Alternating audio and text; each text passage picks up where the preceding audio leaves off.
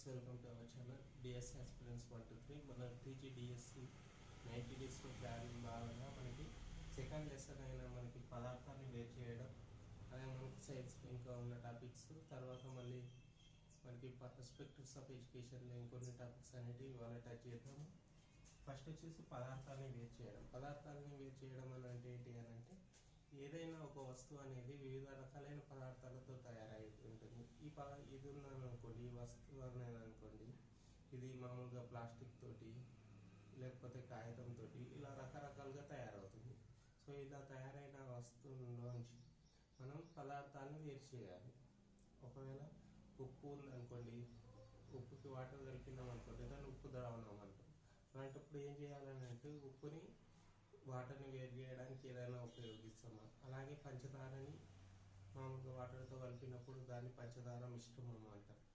అలా దాన్ని ఎలా వేరు చేస్తారు, పంచదార మరియు వాటర్ ఎలా సపరేట్ చేస్తారు, అదే ఇది వచ్చేసి మనకి పదార్థాన్ని వేరు చేయడం. పదార్థాలు అనేవి మనకి మిశ్రమాల ద్వారా ఏర్పడుతుండొచ్చు, లేకపోతే మామూలుగా ఏర్పడుతుండొచ్చు. ఒకవేళ మిశ్రమాల ద్వారా ఏర్పడితే ఎలా ఉంటుంది అనేది ఇక్కడ నేర్చుకోవాలి. ఫస్ట్ వచ్చేసి చేతితో ఏరువేయడం. చేతితో ఏరువేయడం అని అంటే, మనం ఏదైనా బియ్యం కానీ పెసలు కానీ పప్పులు కానీ ఏమన్నా తీసుకున్నట్లయితే ఏమవుతుందనంటే, అందులో ఉండే దుమ్ము కానీ ధూళి కానీ రాయి కానీ అలాంటి పదార్థాన్ని మనం చేతితో ఏరివేయచ్చు. ఎందుకంటే మనకు కంటి కనిపిస్తాయి కదా, సో వాటిని అనేటివి మన చేతితో ఏరివేయచ్చు. ఇలా ఏరివేయడం అనేది మనకి చాలా ఈజీ ప్రాసెస్. మనకి చెరుకుకు కానీ దేనికైనా కానీ తెగులు సోకినప్పుడు మనకు కనిపిస్తుంది కదా, అలా కనిపించిన దాన్ని చేతితో తీసివేయడం అనేది బెస్ట్ పద్ధతి. ఇది వచ్చేసి మనకి చేతితో ఏరివేయడం. తర్వాత వచ్చేసి నూర్పిట. నూర్పిట అనే పద్ధతి దేంట్లో ఉపయోగిస్తారనంటే, మనం బీటింగ్ చేస్తారండి. బీటింగ్ అని అంటే కింద కొడతారు. ధాన్యం కానీ వడ్లను కానీ మనం కింద కొట్టడం ద్వారా ధాన్యం సపరేట్ అయిపోతుంది.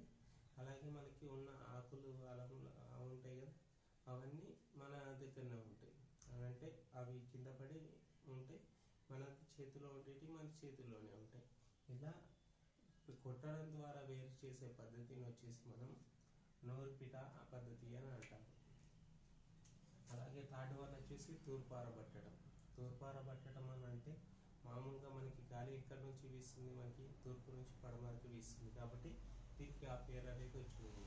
తూర్పారబట్టడం అని అంటే మనకి గాలి అలా వీస్తుంది మనకి. ఇందులో ఏం చేస్తారని అంటే, ఒక ధాన్యం గింజలు కానీ వడ్ల గింజలు కానీ ఏం చేస్తారంటే, ఒక ఎత్తైన ప్రదేశం నుంచి తీసుకెళ్తారు. ఎత్తైన ప్రదేశం నుంచి కిందికి పోస్తారు. కిందికి వస్తున్నప్పుడు ఏమైపోతుంది, గింజలు అనేటివి కింద పడతాయి. తేలికైన దుమ్ము కానీ ధూళి కానీ ఏదైనా ఉంటుంది కదా, అదనేది మనకి బయటకు వెళ్ళిపోతుంది. సో ఇలా బయటకు తేలికైన పదార్థాలు వెళ్ళిపోయే పద్ధతిని ఏమంటాము అని అంటే, మనకి తూర్పారబట్టడం అంటారు. అంటే ఎత్తైన ప్రదేశాల నుంచి వేస్తాం కాబట్టి అవి గాలి కొట్టుకొని వెళ్ళిపోతాయి. అర్థమవుతుంది కదా. తర్వాత వచ్చేసి జల్లెడ పట్టడం. జల్లెడ పట్టడం అని అంటే, మామూలుగా మనకి తెలిసింది అందరి ఇళ్ళలో జరిగేదే. మన గోధుమ పిండి కానీ రవ్వ కానీ ఏదైనా ఉన్నప్పుడు ఏం చేస్తామని అంటే, దాంట్లో చిన్న చిన్న ఇసుక రేణువులు కానీ ఏమన్నా ఉంటాయని మనం ఏం చేస్తాం, జల్లెడ పడతాం. జల్లెడ పట్టడం ద్వారా దేనికది సపరేట్ అవుతుంది. ఎలాంటి మలినాలు లేకుండా మనం తింటాం కదా. సో ఇది వచ్చేసి మనకి జల్లెడ పట్టడానికి బెటర్ ఉదాహరణ. తర్వాత వచ్చేసి మనకి అవక్షేపణం అని అంటే, గడ్డ కట్టినట్లు ఉంటుంది. కొన్ని పదార్థాల నుంచి ఒక్కొక్క పదార్థాలు వేరు చేయడానికి కొద్దిగా గడ్డ కట్టినట్టు ఉండేదాన్ని అవక్షేపణం అని అంటారు. ఇందులో అవక్షేపణంలో ఎలా యూజ్ చేస్తారు మన డైలీ లైఫ్లో అని అంటే, మనం బియ్యం అనేది నానబెడతాం కదా తినడానికి, వాటర్ అనేది కలుపుతాం కదా. కలిపినప్పుడు ఏమైపోతుంది అని అంటే, బరువైన పదార్థమైన బియ్యం ఏమవుతుంది, కిందికి వెళ్తుంది. తేలికైన పదార్థమైన వాటర్ ఏమవుతుంది, పైన ఉంటుంది. సో బరువైన పదార్థం కిందికి వెళ్ళి తేలికైన పదార్థం పైన ఉండేదాన్ని మనం అవక్షేపణం అని అంటాము. బరువైన పదార్థమైన వాటర్ వచ్చేసి కింద ఉంది, తేలికైన పదార్థమైన వాటర్ వచ్చేసి పైన ఉంటుంది కాబట్టి దీన్ని అవక్షేపణం అంటారు. అలాగే మనం నూనె కానీ నీరు కానీ తీసుకున్నామని అంటే, నూనె నీటిలో కరుగుతుందా, కొద్దిగా కరుగుతుంది. సో కొద్దిగా కరిగినప్పుడు ఏమైపోతుంది, నూనె కిందనే ఉంటుంది, నీరు అనేది పైకి వచ్చేస్తుంది. సో ఇది వచ్చేసి మనకి అవక్షేపణం గురించి. తర్వాత వచ్చేసి మనకి తేల్చటం అనే పద్ధతి ఉంటుంది. తేల్చటం అని అంటే మనం ఇంతకుముందు చెప్పుకున్నాం కదా, అవక్షేపణంలోనే మనకి అవక్షేపణంలో బియ్యం బయటకు వస్తుంది కదా, ఇలా వచ్చిన దాన్ని మనకి వాటర్ ఉంటుంది కదా, మనకి వేస్ట్ వాటర్ అనేది, ఆ వేస్ట్ వాటర్ని ఏం చేస్తాం మనం, ఫస్ట్ 2-3 సార్లు బియ్యం కడుగుతాం కదా కడిగేటప్పుడు. ఫస్ట్ వాటర్ కడిగినప్పుడు దాని మీద దుమ్ము అంతా ఉంటుంది ఆ వాటర్లో. ఆ వాటర్లో ఉన్న దుమ్ముని మనం 2-3 సార్లు బయటకు పారబోస్తాం. ఇలా బయటకు పారబోయడాన్ని మనం తేల్చటం అంటారు. తేల్చటం లేదా వంపటం అంటారు. వంపటం లేదా తేల్చటం అని అంటాం. తర్వాత వచ్చేసి మనకి వడపోత. వడపోత గురించి అందరికీ తెలిసిందే. యాక్చువల్గా మనకి వడపోత కాగితాలు కానీ, వడపోత జాలి కానీ, చిన్న జాలి ఉంటుంది. మనం ఇంట్లో ఛాయ్ చేసుకునేటప్పుడు ఒక చిన్న జాలిని ఉపయోగిస్తాం. సో ఇలా జాలిని ఉపయోగించేటప్పుడు ఏమైపోతుంది అని అంటే, ఈ వడపోత అనేదాన్ని మనం యూజ్ చేస్తాం. లస్సీలలో కానీ, ఏదైనా చెరుకు బండ్లలో మనం చెరుకు రసం తాగుతున్నప్పుడు కానీ, వాడు మామూలుగా ఏం చేస్తాడు అని అంటే, ఒక చిన్న జాలితోటి మనకి చేయడం ద్వారా చెరుకు యొక్క ఏవైనా భాగాలు ఉంటాయి కదా, అవి రాకుండా మనకి ఓన్లీ రసం వచ్చే విధంగా మాత్రమే ఉండేదాన్ని వడపోత అంటారు. తర్వాత వచ్చేసి నీటి ఆవిరి. నీటి ఆవిరి అని అంటే, నీటి ఆవిరిగా మారే ప్రక్రియ ఎక్కడ జరుగుతుంది, మనకి మహాసముద్రాల్లో ఎక్కువగా జరుగుతుంది. మహాసముద్రాల్లో నీటి ఆవిరిగా జరుగుతుంది. సో దీన్ని ఏమంటామంటే మనం బాష్పీభవనం అంటాం. బాష్పీభవనం అంటాం. సో ఈ తర్వాత ఏమైపోతుంది, మనకి బాష్పీభవనం జరిగిన తర్వాత వర్షం పడుతుంది. సో వర్షం పడ్డప్పుడు మళ్ళీ వాటర్ వస్తుంది. ఇది ఒక జలచక్రంగా చెప్పుకోవచ్చు. ఇలా జరిగిందని మనం ఏం చేయాలంటే, ఒక వాటర్ మహాసముద్రాలకి కొద్దిగా నీళ్ళు తీసుకొచ్చి మన దగ్గర పెట్టుకున్నాం అనుకోండి, 2 to 3 days తర్వాత ఏమవుతుంది, అది సూర్యరశ్మికి మనకి ఏమైపోతుంది, సూర్యరశ్మికి ఉప్పుగా తయారవుతుంది. సూర్యరశ్మికి ఉప్పుగా తయారవుతుంది. సో ఇది వచ్చేసి మనకి అంటే నీళ్ళ నుంచి ఉప్పును తయారు చేస్తున్నాం, లేకపోతే ఉప్పుని వేరు చేస్తున్నాం కాబట్టి ఇది పదార్థాన్ని వేరు చేయడం కిందకే వస్తుంది. అలాగే మనకి అయస్కాంతంతో వేరు చేయడం. అయస్కాంతంతో వేరు చేయడం అని అంటే, ఇప్పుడు ఏవైనా ఇనుప పదార్థాలు ఉంటాయి కదా, ఇసుకలో కానీ భూమిలో కానీ, అలాంటి పదార్థాలని బాగాలాడడానికి బలమైన అయస్కాంతాన్ని ఉపయోగించి మనం చేస్తాం. మనకు బలమైన అయస్కాంతం అనగానే గుర్తుకు రావాల్సింది ఏంటిది, నియోడైమియం అనేది బలమైన అయస్కాంతం. ఇప్పుడు వచ్చేసి పదార్థాన్ని వేరు చేయడానికి క్విక్ రీజన్ చేతితో ఏరివేయడం, నూలుపీట, తూర్పారబట్టడం, జల్లెడ పట్టడం, అవక్షేపణం, తేల్చటం, వడపోత, నీటి ఆవిరి. ఎవరికైనా బోర్డు సరిగ్గా కనిపించకపోతే జూమ్ చేసుకొని చూడండి. Thank you guys.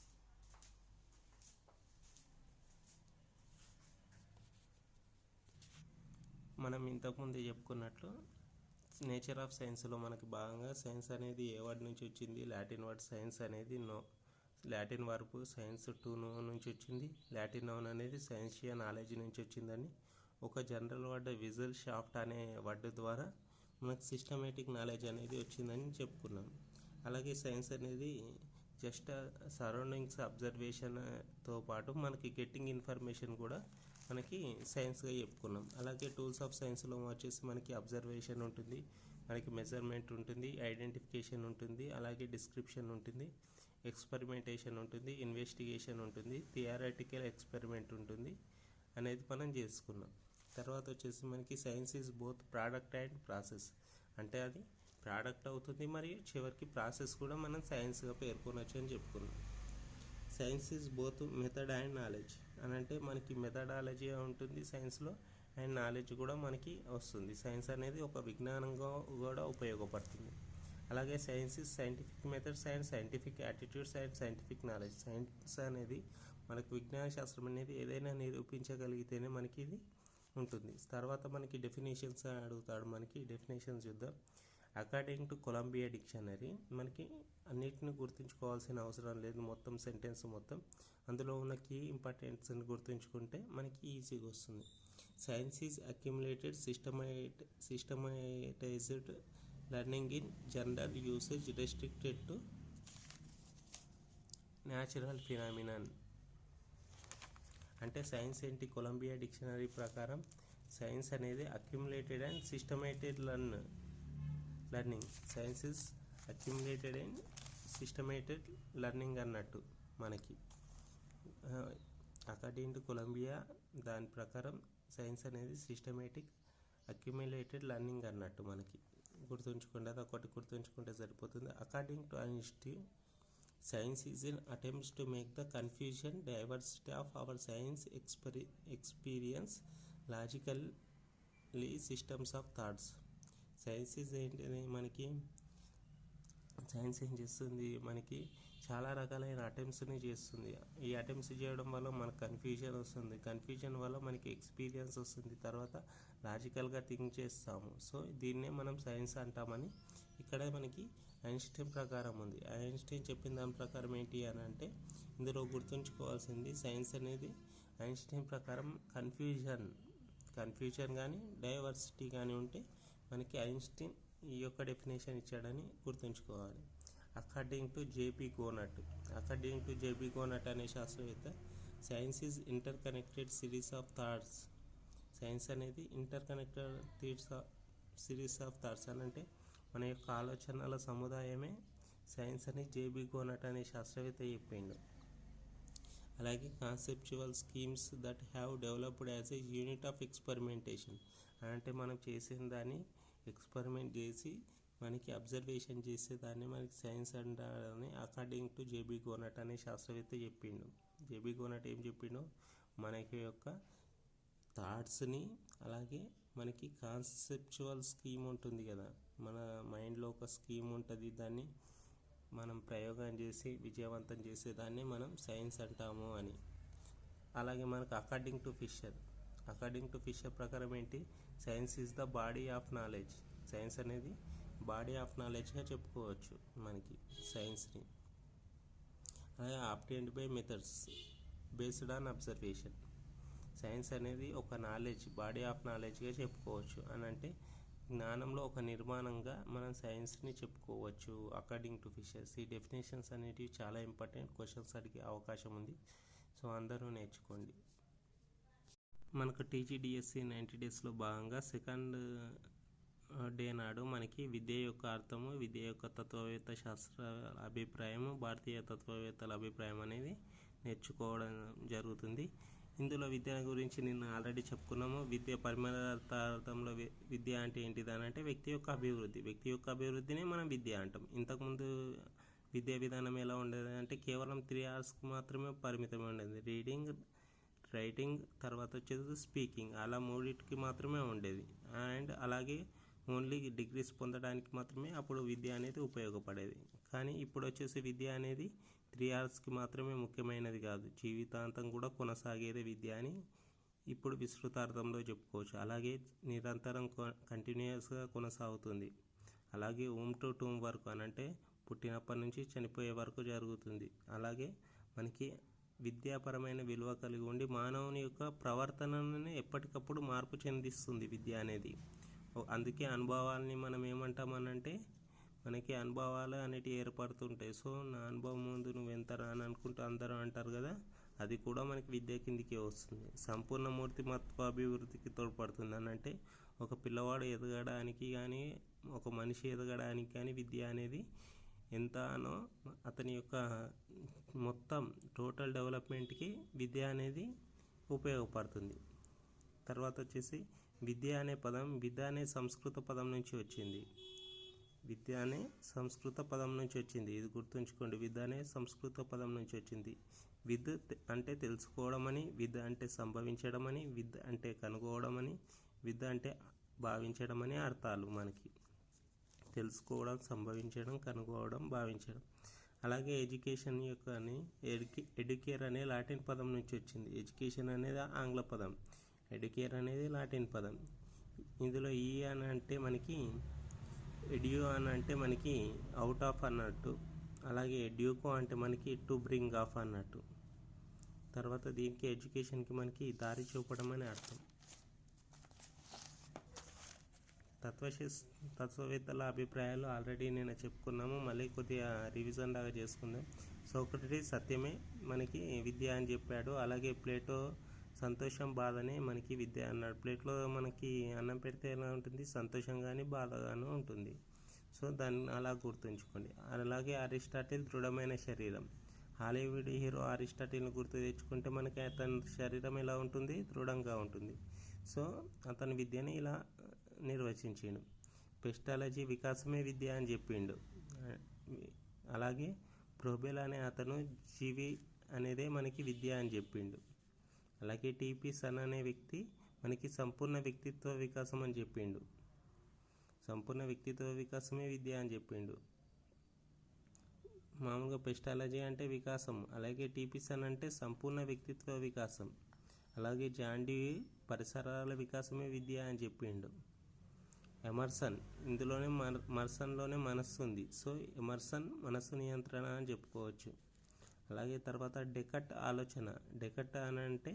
డెకట్ అనే శాస్త్రవేత్త ఆలోచననే విద్య అని చెప్పిండు. అందుకే మనకి డెకట్ ఆలోచన వచ్చింది అని గుర్తుంచుకోండి. అలాగే స్పెన్సర్ సంపూర్ణ జీవితం. మనం ఏ బుక్ చదువుతున్నాం ఇప్పుడు? స్పెన్సర్ సంపూర్ణ జీవితం అనే బుక్ చదువుతున్నాం అని అనుకొని అలా గుర్తుంచుకోండి. అలాగే రెడిన్ పరిణతిని విద్య అని ఏ శాస్త్రవేత్త అన్నాడు? రెడిన్ అనే శాస్త్రవేత్త అన్నాడు. సో రెడిన్ ఇంకా పరిణతి చెందలేదు అని గుర్తుంచుకోండి. పాలో ప్రిమారి అణగారిన వ్యక్తుల సృజనాత్మకత అనే విద్య అని చెప్పిండు. అంటే పాలో ప్రిమరీ అణగారిన వ్యక్తుల సృజనాత్మక కోసం ఫైట్ చేసిండని గుర్తుంచుకోండి. అలాగే కొమ్మీనియన్ సాధకులు అంటే కొమ్మీనియన్ అనే వ్యక్తులు మనకి బాహుబలి లాంటి వారు అని గుర్తుంచుకోండి. సాధకులు అన్నట్టు. విద్యా లక్ష్యం కేవలం వెలికి తీయడం కాదు, అది ఎలా ఉపయోగించాలనేది విద్య యొక్క లక్ష్యం. తర్వాత భారతీయ విద్యా తత్వవేత్తల అభిప్రాయం ప్రకారం విద్య అనేది ఎలా ఉందో చూద్దాం. ఇది వచ్చేసి గాంధీజీ పరిపూర్ణ మూర్తిమత్వం. గాంధీజీ ఏం చెప్పిండు? పరిపూర్ణ మూర్తిమత్వమే విద్య అని చెప్పిండు. సో గాంధీజీని చూస్తే మనకి ఎలా అనిపిస్తుంది? మనకి పరిపూర్ణ మూర్తిమత్వం గల వ్యక్తిగా మనకు కనిపిస్తాడు కాబట్టి ఇలా గుర్తుంచుకోండి. అలాగే ఠాగూర్ పరిపూర్ణ వికాసం. ఠాగూర్ ఎలా ఉంటాడు? ఠాగూర్ కూడా పరిపూర్ణ వికాసం చెందిన వ్యక్తి లాగా ఉంటాడు. సో మనకు వచ్చేసి హుస్సేన్ అభివృద్ధి జీవితాంతం అంటే జాకిర్ హుస్సేన్ని గుర్తుంచుకోండి. జాకిర్ హుస్సేన్ యొక్క జీవితం ఎలా ఉంది? అభివృద్ధితో ఉంది. అలా గుర్తుంచుకోండి. అలాగే వేదాల ప్రకారం ఏంటిదనంటే స్వలంబకుడే విద్య అని చెప్పారు. తర్వాత ఉపనిషత్తుల ప్రకారం ఏంటిదనంటే మోక్ష సాధనే విద్య. ఉపనిషత్తులు మామూలుగా ఏం చెప్తాయి? మోక్ష సాధన అనే చెప్తాయి కాబట్టి మోక్ష సాధననే విద్య అని గుర్తుంచుకోండి. అలాగే శంకరాచార్యుల ఆత్మసాక్షర్యం. శంకరాచార్యుల సినిమా చూస్తుంటే మీకు గుర్తుంటుంది, ఆత్మసాక్షర్యం గురించి ఉంటుంది అందులో. అలాగా స్వామి వివేకానంద దైవాంశ పరిపన్నులు. ఇది గుర్తుంచుకోవాలంటే స్వామి దైవాంశం. స్వామి అంటే ఏంటిది? దైవాంశుడు అన్నట్టు. సో స్వామి వివేకానంద ఏం చెప్పిండు? దైవాంశ పరిపూర్ణులు చేసేదే మనకి విద్య అని చెప్పిండు. అలాగే కొఠారి కమిషన్ ప్రకారం ఆశయాలు అవసరాలనే మనకి విద్య అని చెప్పిండు. కొఠారి ప్రకారం. తర్వాత విద్య యొక్క స్వభావం వచ్చేసి మనకి విద్య అనేది గతిశీలమైనది, విద్య అనేది అపరిమితమైనది, విద్య అనేది వ్యక్తి ప్రగతియే సామూహిక ప్రగతి. ఇది గుర్తుంచుకోండి.